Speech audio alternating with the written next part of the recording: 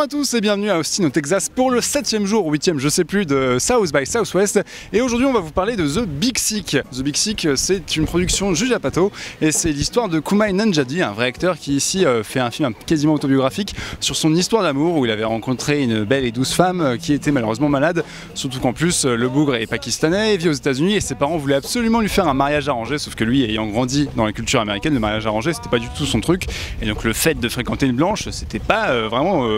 au goût de sa famille. The Big Sick, c'est un film très touchant, c'est un film qui sort un peu du registre des films de genre qu'on est en train de voir ici, et c'est du coup un terrain de jeu parfait pour Apatow et ses potes qui, tout en racontant l'histoire de manière très forte, avec beaucoup d'émotion et beaucoup d'empathie, renforcée par le casting qui est très touchant, y compris le comédien principal qui joue son propre rôle. Pour Apatow et ses potes, c'est aussi la manière de faire toujours de l'humour un peu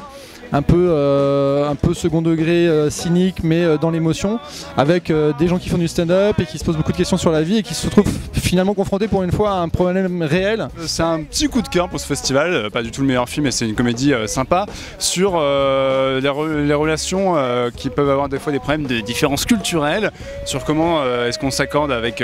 des folklores différents et comment est-ce qu'un pays comme les États-Unis a construit son identité sur un agrégat de cultures qui parfois ont du mal à vraiment matcher. Comment utiliser aussi l'humour dans la vraie vie pour faire face à des drames